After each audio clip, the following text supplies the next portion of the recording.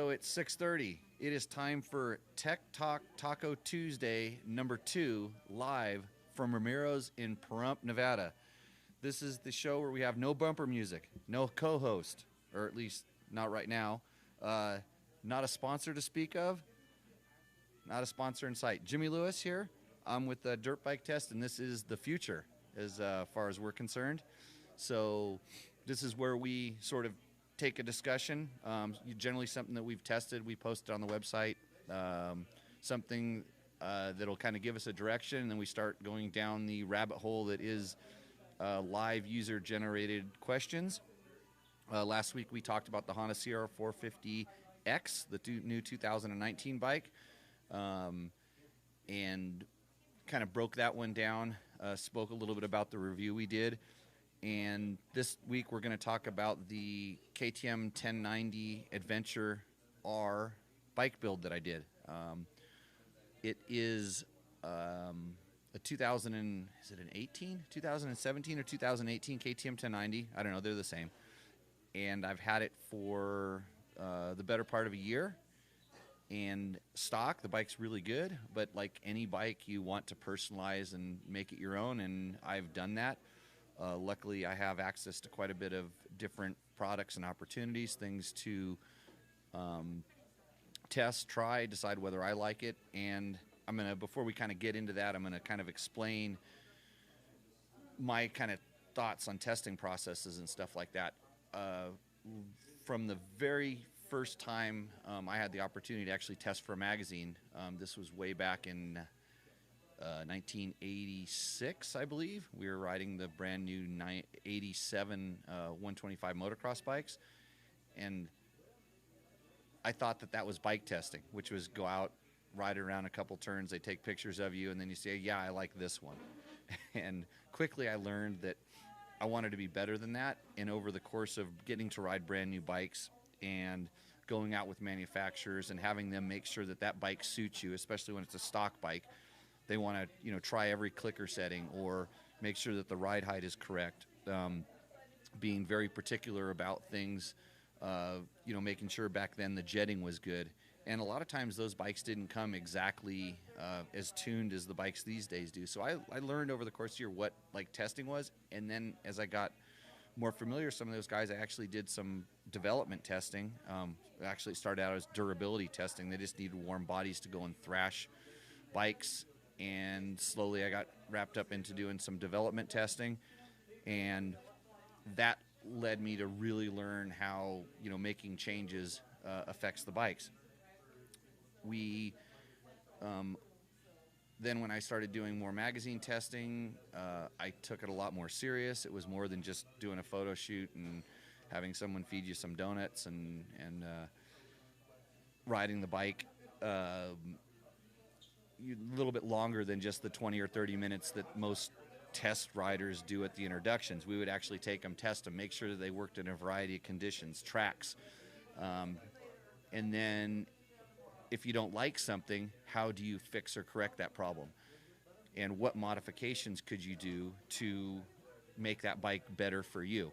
Because when you think about it, what a manufacturer does when they release a bike, and I'll bring this back to the KTM 1090 in a minute, is they're trying to make this bike work for everybody. They want that one bike has to fit such a wide range of guys. And although everybody thinks they're an expert level and they're going to do all the stuff that they see the guys in the brochures or their favorite racers doing, in reality, they're probably not doing that kind of stuff.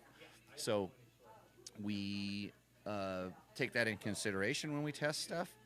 And you say, okay, I want to figure out how to make this bike fit the widest range of riders when we're testing it. See you, Doug. And then kind of explain what the bike is. And just because I like a bike doesn't mean that it's the best bike for you or you or you. That means it's a good bike for me.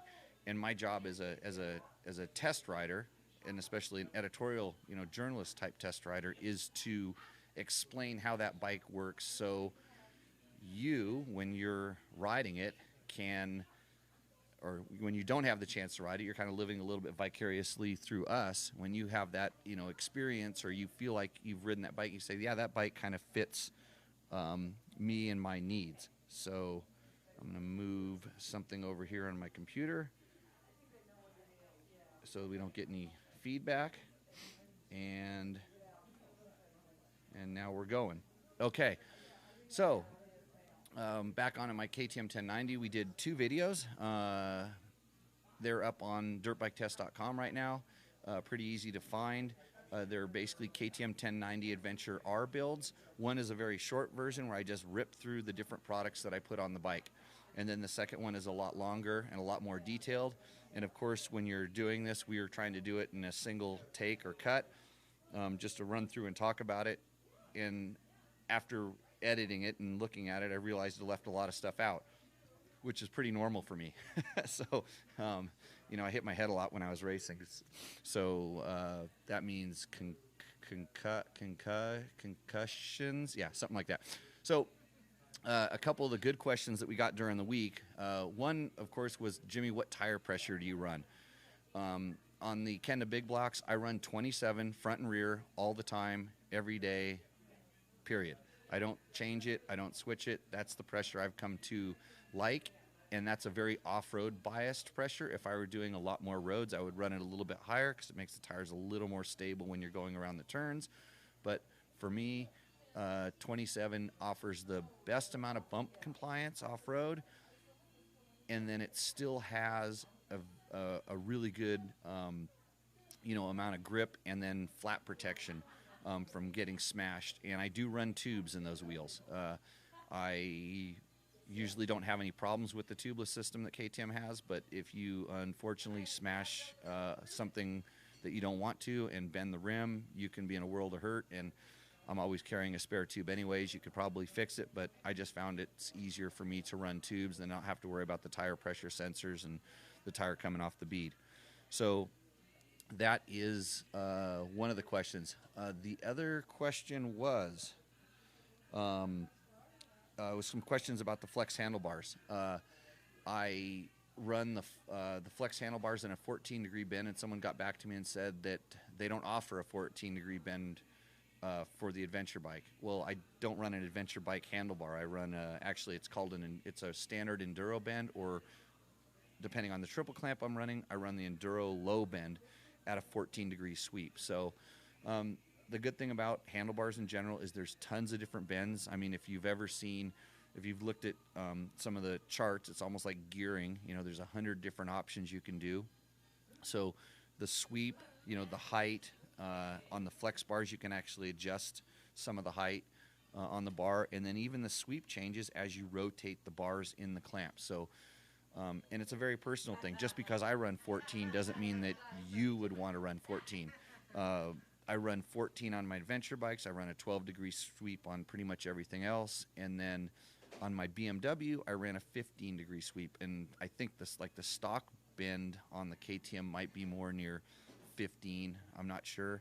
And I know on the BMW it's almost like 16. It's really swept back, but they also roll those handlebars kind of in an awkward position in the clamps. So handlebars are a super personal thing. It's an easy thing to tune and change.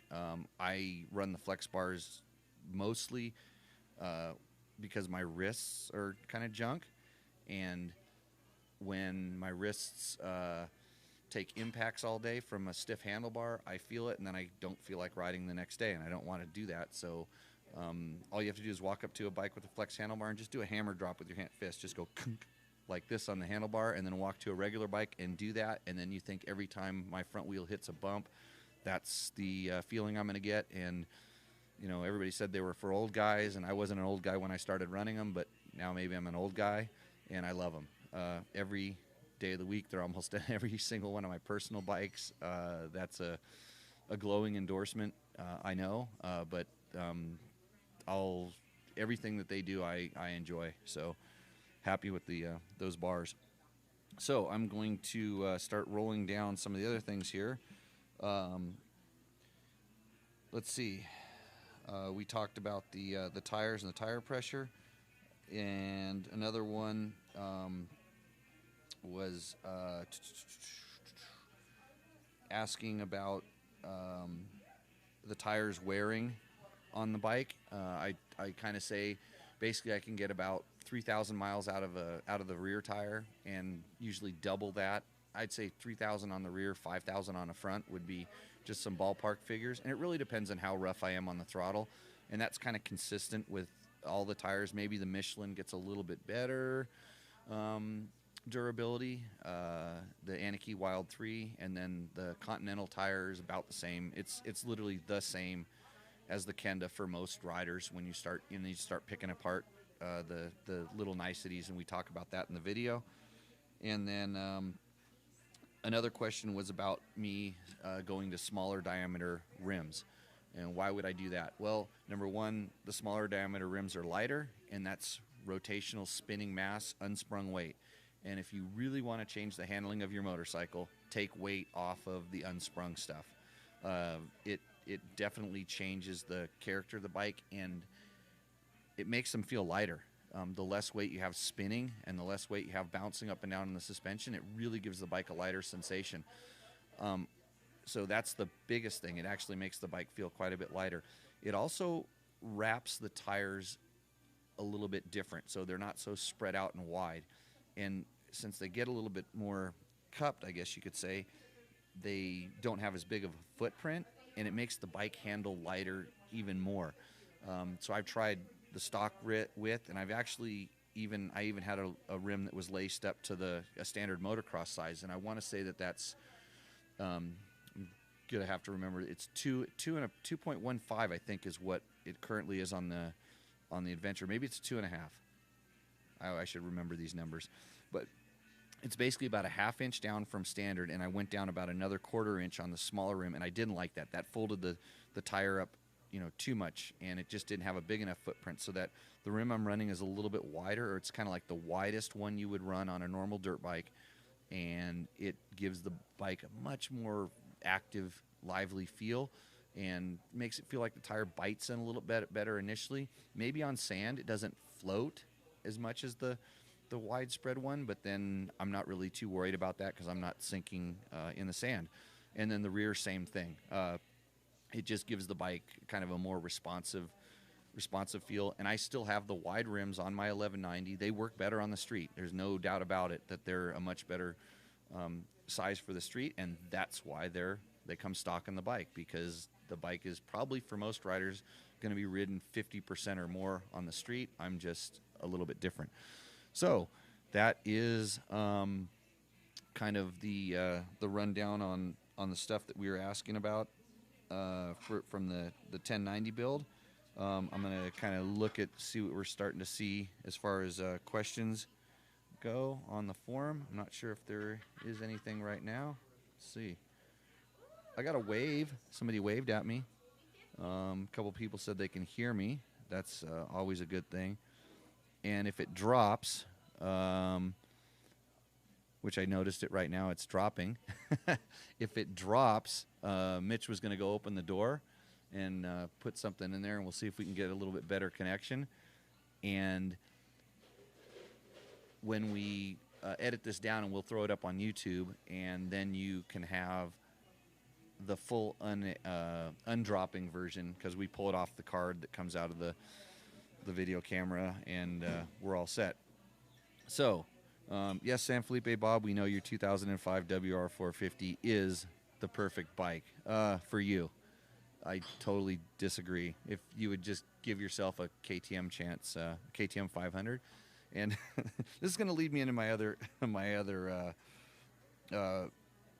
thing I'm going to complain about. But Bob, you will be happy, because tomorrow, guess what we're doing tomorrow? I am riding the 2019 Yamaha WR450F. So, yeah, eat my shorts, buddy. That's how many years? That's 2010. I'm bad at math too. It's a lot more years. But so one of the questions I get from a lot of people is, I'll paraphrase. It's, Jimmy, what do you really think? And what do I really think is exactly what we write when we write tests on the website. When I make comments and opinions on bike tests, that's what I really think. I don't sugarcoat it. I don't write it any different. That is how I think. So it's funny, because I will get emails that'll say, "Hey Jimmy, what do you really think about this?" And today I got a call from somebody, and they called me through my riding school line, which is even worse. And they're like, "Hey, Jimmy, I'm thinking about getting a new bike, and I want to know what you really think." And I'm like, "About what?" And he's like, "Well, I have this bike, and I have one of these, and I had this, and he's kind of going through his history, and he's asking me to sort of recommend a bike, and I don't, everybody's different." And he thought I was going to give him some special nugget of knowledge, and I was like, "Well, I do this thing called Dirt Bike Test." And he's like, "Oh yeah, I read the stuff there." And I'm like, "Okay." And he was kind of going down sort of, I'm an adventure bike rider now. I used to race dirt bikes, and now I'm an adventure bike rider, and I really want to know about something. I'm coming off of this bike, and then I'm going to go, and he was sort of barking down maybe, KTM 1090, possibly KTM 790 adventure road, okay? And I think I just said, just get a KTM 790. I mean, they're not out or anything, but you're probably not going to go wrong with that. And he's like, you could tell he's like, "Well, you're just saying that because you're like a KTM guy." And I'm like, "No, I'm saying that because if it's like I'm throwing a net and I want to catch as many people." And so when somebody comes up to me and they say, "Hey, I want to get a dirt bike," I just go, "Just get a KTM 500." And with, I don't know, let's say 75% certainty, Bob, you included, that would be a good bike for you. It's a really good bike. And whether it's a brand new one or it's a 3 or 4 year old one, that's a really good bike. And then people go, but I only like Hondas. I'm like, then get a Sierra 450, Mitch. Right? So sometimes I think sometimes they want an argument, and then they think I have some special nugget of knowledge that I'm hiding, or I'm not telling them. So I don't know. It's kind of it's confusing to me when I get those kind of questions. It's like that I'm not going to tell you. So here's the thing: if you want to ask me a question, don't call me when I'm trying to do something else, usually trying to go riding. That's what we set these times up for. That's what this whole thing is, this live interaction. We're able to talk about this thing. Then I can answer your question, and I'm prepped and ready to answer the question. You're not doing it while I'm trying to figure out how to code internet websites like Dirt Bike Test, which is not my job, and I wish I had somebody that was good at doing that. So last week I asked for test riders. This week I'm looking for someone who is good with the internets and website building and basically website tuning and development. So if you're like I am with motorcycles, with the internets, we should talk. Yeah. So that's the shout out this week. And if you want to be a test rider, go ahead, send me an email. So I had 4 this week. 4 people said, "Oh yeah, I want to be that." And now I'm ranting. So you want to be a test rider? Guess what? That means you come and ride brand new dirt bikes. They give you brand new gear. We run around and shoot photos of you. We feed you. You don't even have to wash the bikes. It's not even your gas. That's what being a test rider is. And you really should send me an email so you can do that. That was all just a load. Not at Dirt Bike Test. That's if you're one of the buddies of one of the other guys at one of the other so-called testing outlets. That might be your job description, but not at Dirt Bike Test, Dirt Rider. It was like that at Dirt Rider when I was there. We fired more test riders than I can shake a stick at, because that's what they thought it was. They thought it was just all the fanfare. No, when you're doing stuff for us, you're testing stuff, kind of like I talked about earlier. You'd better know what turning the suspension clicker does. You're going to be spending all day on the motorcycle making sure that it works, and if you don't like it, you're going to ride it even more. If a bike's perfect, you're not going to ride it very much, because you're going to go ride something else you have to tune and test and work on. So when we do the test, we can accurately describe it, and if we're going to complain about something, we're going to tell you how to fix it too, or at least do our best to. So that's I'm done ranting. I'm going to have a sip of beer, because I think we're dropping out. I keep on seeing lights flashing on stuff. I'm not really sure why. Who's using the internet? So, you know what? The slot machines are probably downloading their winnings. As people are paying my taxes.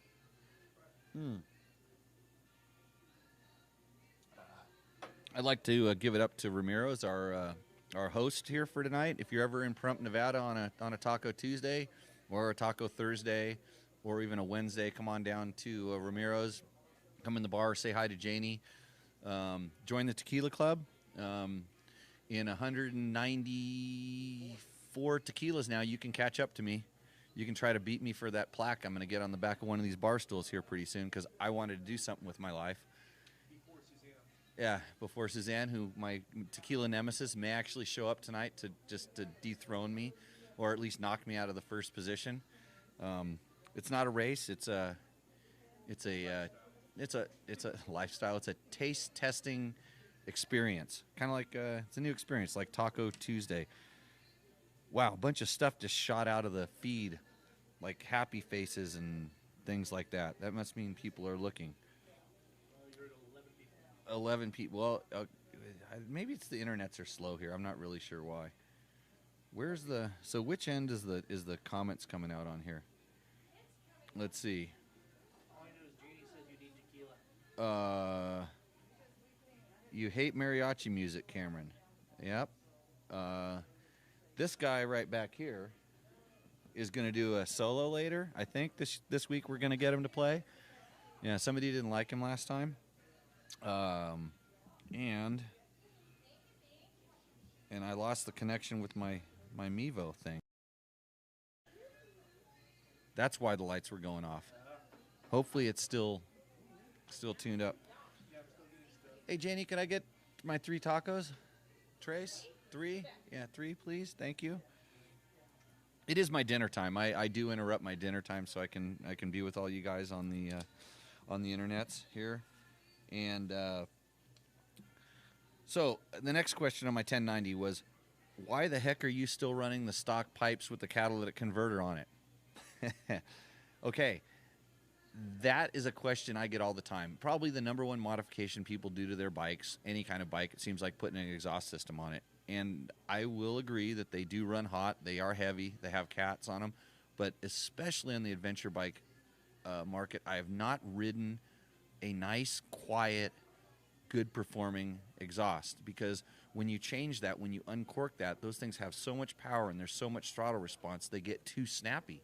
And it has a ton of power and it spins the wheel all the time, and I can't control it because I want to ride technical stuff. I want to do things where I'm going to need really good traction, and when my wrist is not connected to the rear wheel, which is what happens most of the time when you take the stock muffler off and put something else on, I've actually tried different things, and almost every time I go back to stock on, especially even on some of the dirt bikes that I have. So my KTM 500s, I'm generally running stock mufflers on the 500s. The 350, I do have an FMFQ on the back of it. My 500s, I'm running the FMF Mega Bomb with the stock muffler on the back. So that's that's my thing on why I'm running that. I would love to drop 10 pounds off the back of the 1090. I'd love to drop 10 pounds off of the back of any bike. On the Honda, for sure, that's a big plus. So that's my take on it. When someone makes a really good, lightweight, quiet pipe, let me know. Send it my way. Love to test it. And then it's talking about putting out so much heat. Well, luckily the pipe is down low and behind you. It does keep a little bit of heat inside of the motor. Those motors do kind of run hot. The 1090 does have some shielding. The 1090 and 1290, they put a little bit of shielding on compared to the 1190. That was a huge improvement, just that little bit of shielding. And I'm most of the time, especially this time of year, I love that heat. That heat's nice between your legs. In the middle of the summer, no, not so much. So it would help if it ran a little bit cooler, but it has a cooling fan. It seems like it does okay. And so the next thing is, I kind of talked about the wheels a little bit earlier. And okay, I'm gonna skip this question, hold it for later, and check some other thing. I got a question from the field here, Mitch.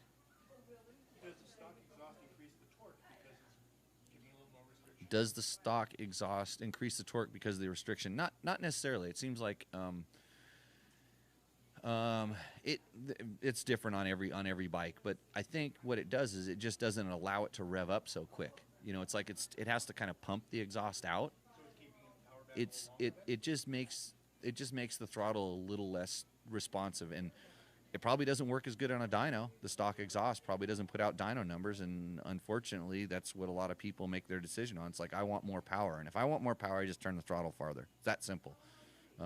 Most bikes, when you're riding the bike wide open or at peak power, at peak RPM all the time, then maybe you should think about an exhaust.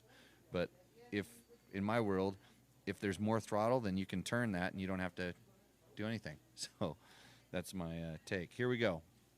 Back to the questions.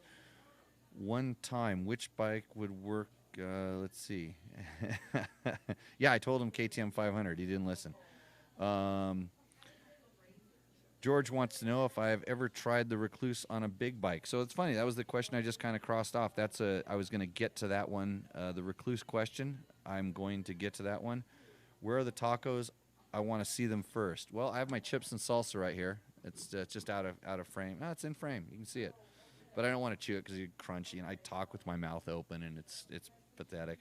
So we'll go there. Drop 10 pounds. Easier to drop 11 pounds off the rider. Yep, that's true. Yeah, yep.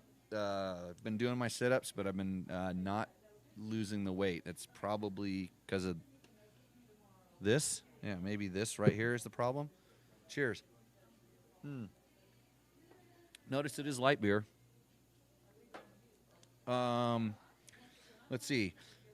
Cameron asks, how about adventure bike tire pressures in the dirt? What should we run? I think I hit that earlier. You'll have to go back and watch it. I run 27 front and rear all the time on the adventure bikes.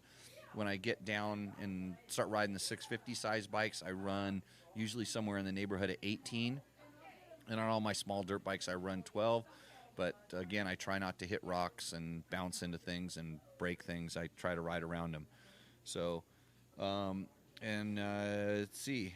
Jeremy is excited for the new Honda 450X, and I am going to talk about that in a few minutes also, kind of wrap up some of the questions we had on that. But I will get into the Recluse on the bigger bikes. So if you've paid attention to me and the stuff that we do, you know that I'm a big fan of the Recluse. I spend a lot of time testing their stuff. We're doing a whole bunch of it right now on the Honda 450X. And the things that you need to know is, just like anything, there's pluses and minuses. And so the pluses are basically, when it's set up properly, it does everything that you would be doing with these two fingers, as far as clutching goes.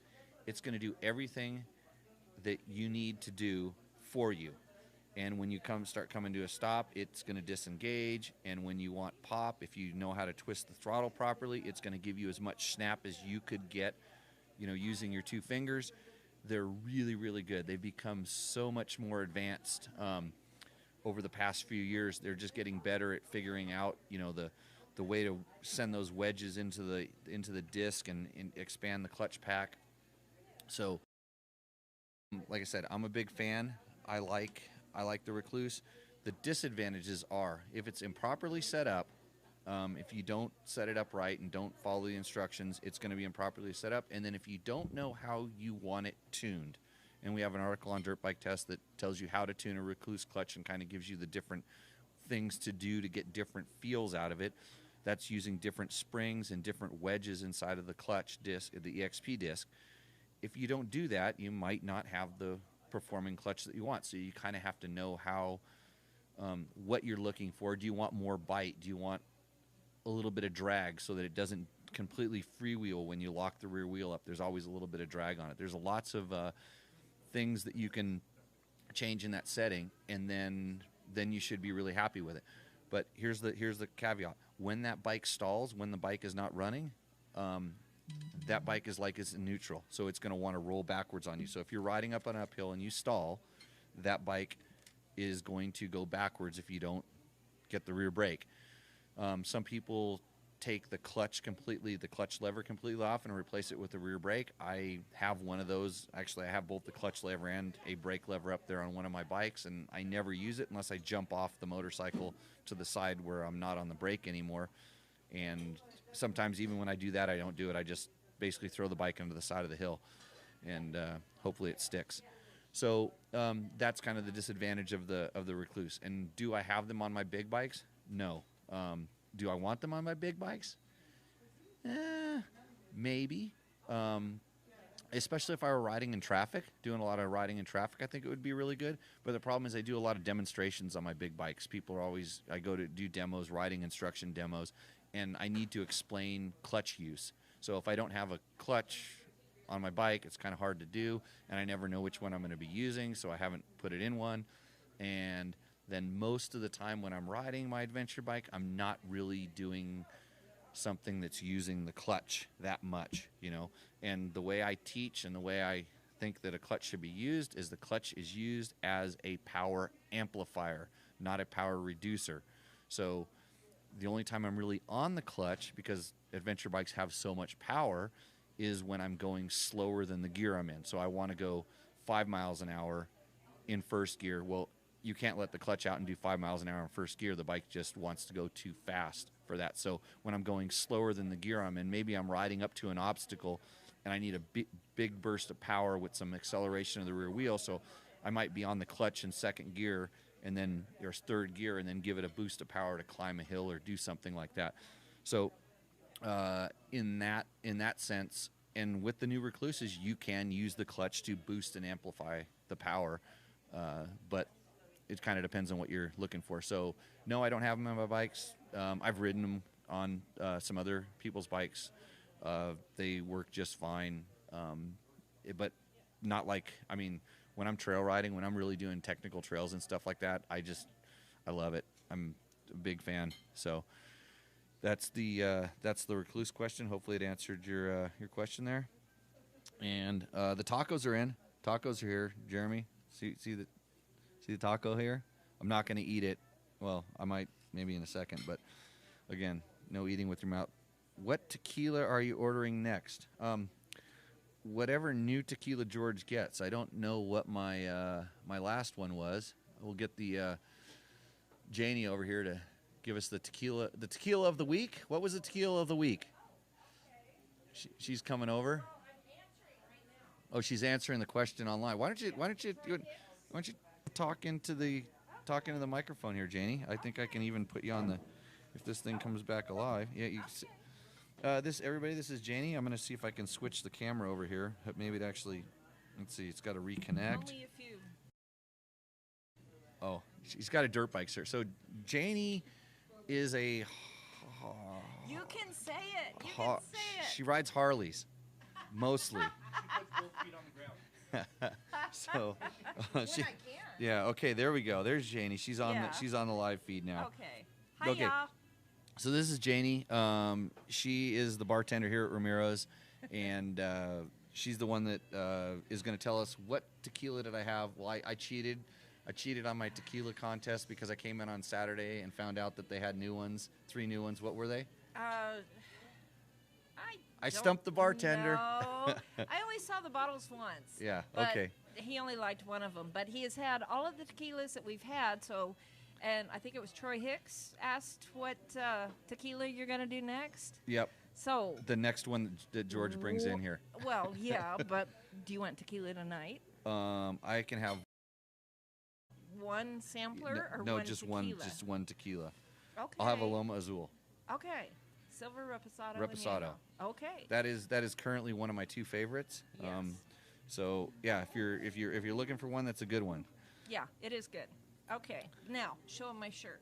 Okay, let's see if let's see if we can move the camera around here, turn around to the back there. I think it's gonna. Oh, you're gonna have to stand up next to the guitar. Block the guitar. Oh, we lost connection here. Great. Oh, man. We'll see if it figures it out. Yeah, but you look really good pixelated. Oh, you're back. We're back? Yep. Okay. Connect. How? Are you showing my shirt? I'm trying to. Okay. I'm a one-man show here. And I'm working with Was it Van Halen song about me? broken internets. It's not my phone is not responding anymore, so connect. Here we go. Well, it says it's big. Okay, we'll worry about her shirt. Her shirt says desert riding. But, because football, baseball, and golf only require 1 ball. Hey, some people only have 1 from motorcycle accidents too, not me. Let's see. Back onto the thing here. I saw another question here someplace. Discuss the difference between the Honda 450X and the KTM EXCs. I will do that. That's what I move on to next. So let's kind of go back and hey, I'm back. So last week we had a few questions after the show on the Honda 450X, and one of them was, and this will lead into how they compare to KTM EXCs.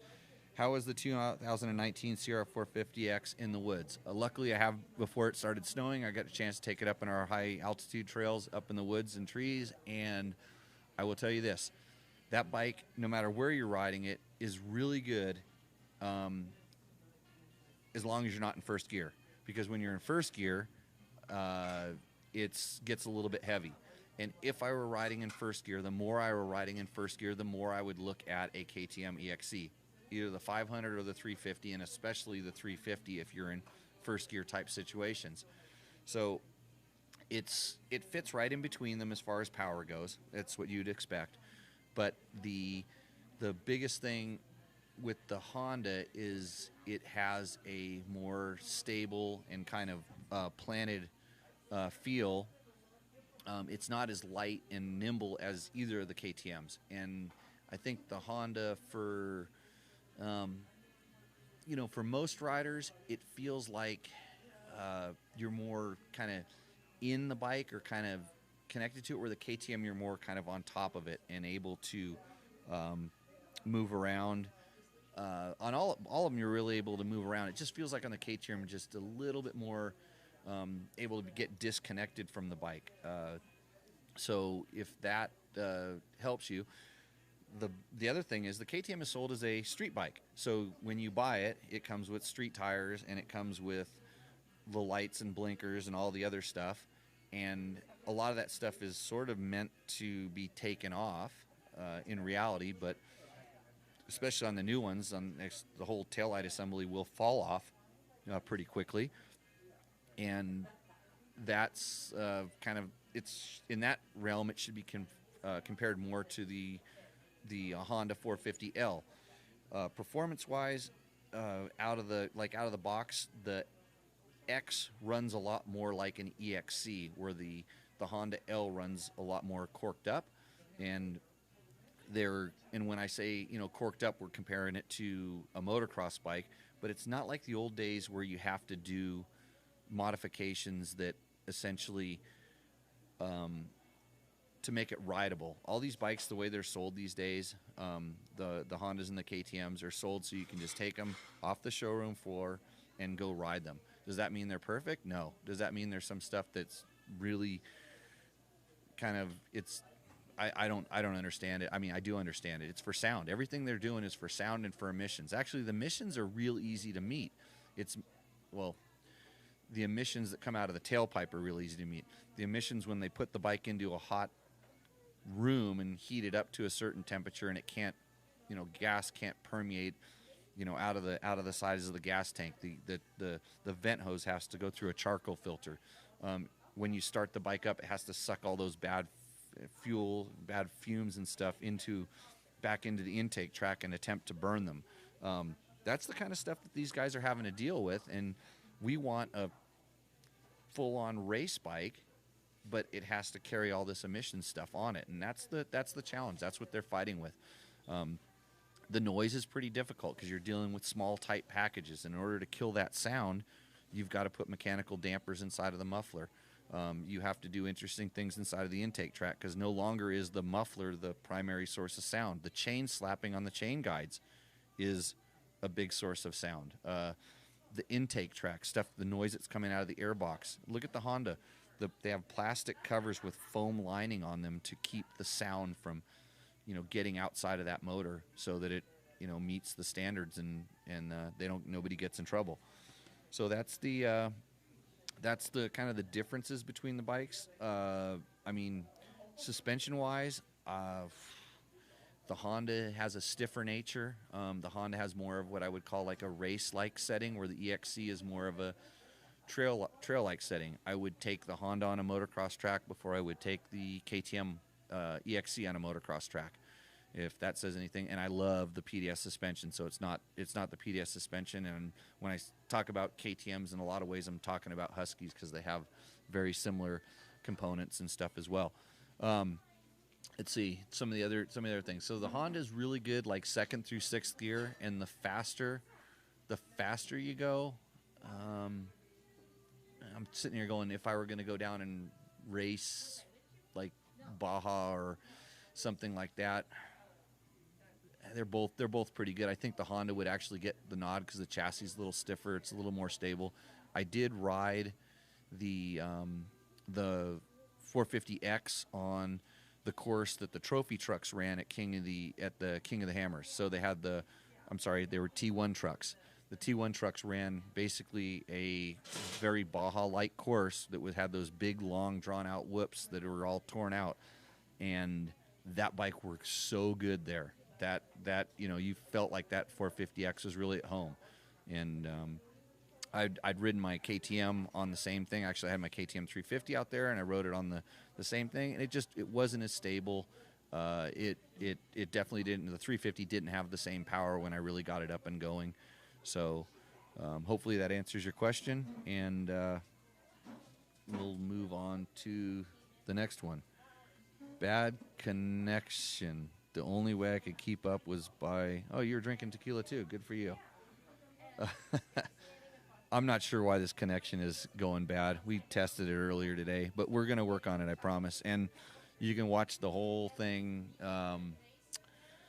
Hopefully this comes back, and then you can hear this. You can watch the whole thing. We'll post it up on the website. We'll edit it down. Maybe we'll even put some riding action in it because we know how to do that now. Cheers. That is my favorite. I recognize that one. Let's see.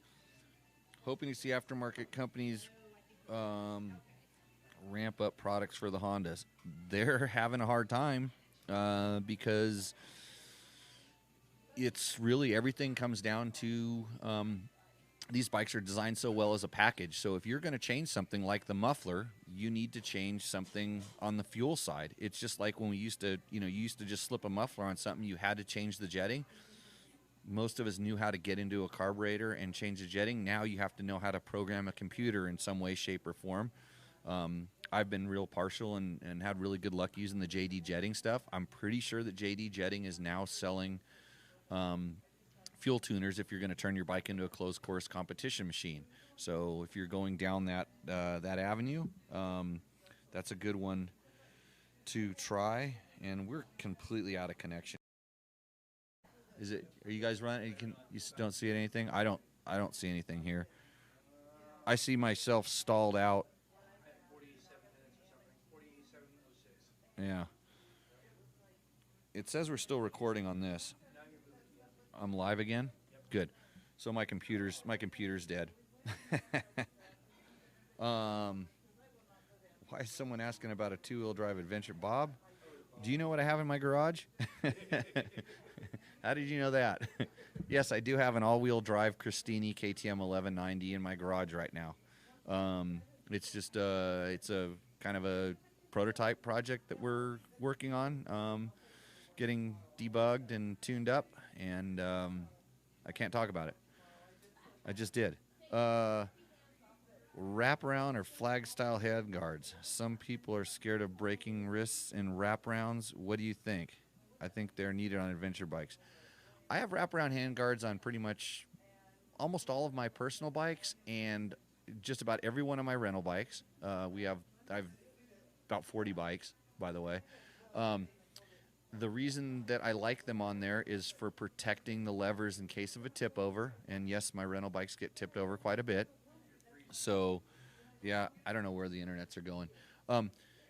I have yet to, and knock on wood, which is probably right here, right? Knock on wood, I've yet to see anybody stick their hand through. I've heard stories of it, but I think it's kind of like, it's one of those things that you hear kinds of stories about, just like, all KTMs breaking and blowing up because they're KTMs, or, Every Honda valve is going to wear out in 150 miles, and you need to adjust them every 2 weeks. That kind of stuff. You know, you hear it on the internet, and before you used to hear the story, the lore about that one guy who did, you know, slip his hand off the handlebar and stick him through. I don't see it that much, and it's not a it doesn't really worry or concern me. Yeah, when you look at it, you think it could happen, but think about how many times you've actually had your hand come off, go in front of the handlebar, and down in through that area. And my hands have a hard time hanging on to handlebars anymore, and it doesn't happen to me. So not an issue. Maybe, yeah, let's see. Diet PBR, or hams. You're talking about PBR Easy. Yeah. Yeah, where's my PBR sponsorship? That kind of went by the wayside. I was supposed to get a case of PBR, no, a pallet. My deal for driving the hammers was a pallet of PBR, and that didn't happen. So, yeah, probably back to the hams. And let's see. Springs on Fastway foot pegs too soft. Any alternatives? You know, I had that on early ones. I had the same issue, and I know they had some upgraded ones. So if it's been a little while since you've had those pegs, give them a call down there. Talk to Cole down there. I'm sure he would take care of you and fix you up if that is actually an issue. I actually think in the beginning they were having they in the very early. I remember when we very first started testing those. They had some problems with them breaking, and so they might have gone to a softer one that was. But mine are good now. I don't have an issue, but I do remember that being an issue. And I'm going to try to get my thing. I've completely lost every connection I have. Now I'm flying on. Yeah, I'm flying on. Yeah, how many? 50? Really? I've been babbling for that long. Great. Let's see. We're going to cut it at an hour. Anyways, I'm running down my list. Let's see. Also, somebody wanted to know how I compare the Honda 450X to a Beta 350 or KTM 350. I have not ridden a Beta 350 for a couple years. Generally, Beta takes a little bit of weight feeling out of their bikes every year or two. They do some stuff, little small chassis changes. That bike has remained largely unchanged. Beta's a very conservative company. They make small changes kind of slowly. They want to make sure they work. And so I would bet that they're still 15 or so pounds minimum heavier than the KTM, which puts it right where the Honda is. Being a 350, less spinning stuff, so for sure it's going to feel a little bit less, having less power. That makes it feel a little bit lighter. So, and they get pretty good power out of there. You know what would be an even better comparison is that Beta, I think they call it a 399 or a 400. That would probably be more along the lines of what the Honda is like. And they're also kind of, it depends on which form you get the Beta. The Beta, some of them are sold as competition, some of them are sold as green sticker style bikes, so that would make a small change as well. Okay, you're working down the questions. Let's see. Why won't you officially join Fuck You Racing? Jerry's been stalking for years. I never want to be a member of a club that would have me, so I just run the stickers because I think they look cool. Do you think Trevor Hunter will get any taller than his current 5'4"? Trevor, not really sure. His dad's a little bit bigger, so he might grow a little bit. Don't know. Can't comment on that. I'm not a doctor. Trevor's currently recovering from a little broken wrist, so dirt bike test is kind of down to almost a one-man show as far as test riders go. Oh, you want to be a test rider, don't you? Yep, send me. You want to know what you have to do to be a test rider? Here's what you have to do. Find a product that you like, something that you're familiar with, that you know, and then go on Dirt Bike Test and look at what a product test is, and then write me a test in our format of something you're familiar with. And then while you're at it, shoot a few photos of that thing that you think look good, that we would actually put on the site, and then send all that to me in an email, and then we'll talk. Then we can start talking about the test riding schedule that we can put you on. All the new bikes you get to go ride. Kind of like tomorrow I get to go ride the new Yamaha WR all day long. So, okay. The fish bapping, that has nothing to do with dirt bike test. And we rode quads, Mark. You know what that makes you? You know, if you ride quads, you know what they say about that? You have 4 wheels. Yeah. Yeah, you have 4 wheels. So, let's see. For the average rider out there, stock or modified suspension if you fit the target weight. Oh, that's another good one. So, on my KTM 1090s, stock suspension, stock springs, even in the front. And people say all the time, why? And I'm like, because it's fine. And here's my other thing on adventure bikes, and we're going to kind of end on this note. We'll drop out after this. So adventure bikes are not motocross bikes. They're not competition bikes. They're meant to take you out riding over long distances, and pretty much anything over 650 cc's is an adventure bike. You know, the XR650 was probably the last real sort of, you know, aggressive big bike. So yes, I'm talking about your KTM 690s and all that stuff like that. They're not built to be bottomed out. Your KTM, even your KTM is not built to, your 1090, your 1190, your 1290, not built to be bottomed out. BMWs, Triumphs, not built to be bottomed out. And how do I know this? Because I felt them bottom out before. And then some of the bikes that I have bottomed out, I've taken apart, and the shock bolts are bent. And so if you get better suspension, you're still going to bend shock bolts. And if you manage to increase that stuff, you're going to break frames, bend rims, break swing arms. You've seen the pictures on the internet. That's what happens when guys try to do what they see in the marketing brochures by those professional riders on closed courses and don't do this at home, all that stuff.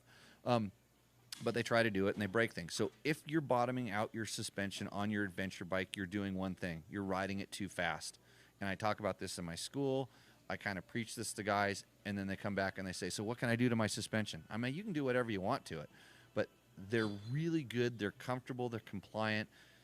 They have pretty good, they're getting better. I mean, just in the last 5 years, it's gotten a lot better. Just even KTM going from the standard shock to the PDS shock on the 1090 shows the kind of, they're like, hey, we got to make this work better. And what they're doing is they're getting better control of the stroke, better bottoming control, slowing it down.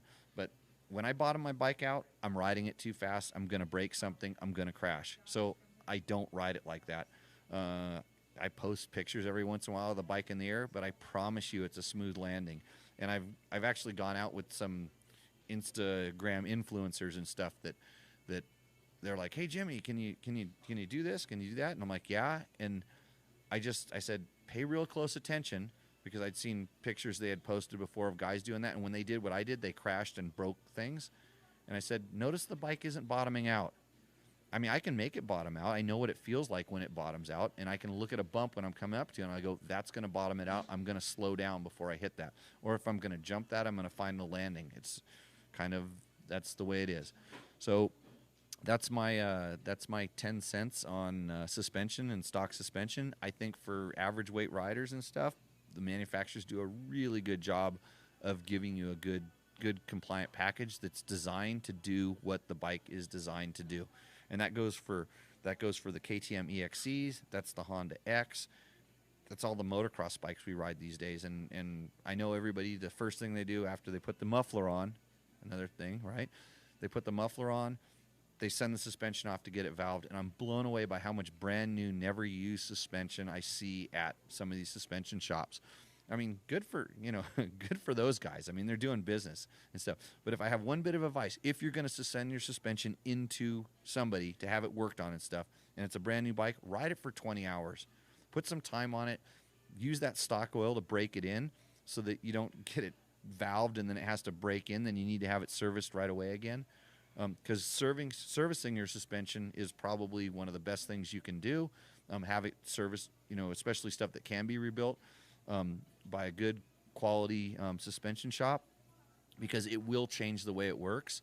And then you have a base as consistent. You're using the same oil you're going to be using, and the bike, the stuff that if there's any contaminants in there, they're taken out once they rebuild it. And speaking of that, I need to get my KTM 1090 suspension serviced right now. So on that note, I want to thank you for joining in. If you have any questions, any other stuff, leave them in the comments on this post, and then over on Dirt Bike Test when we post the choppy Facebook feed up, as well as which will go up live first thing tomorrow. Then I'll edit down the other one. We'll put it up on YouTube. You can ask comments on YouTube. Maybe we'll revisit next week. If you have suggestions for the next things that we're going to talk about, let us know. And if you want to sponsor this podcast, reach out to me. Got this space right here on the guitar. So thanks for joining. We'll catch you in the near future. We'll see you out on the trail. Ciao.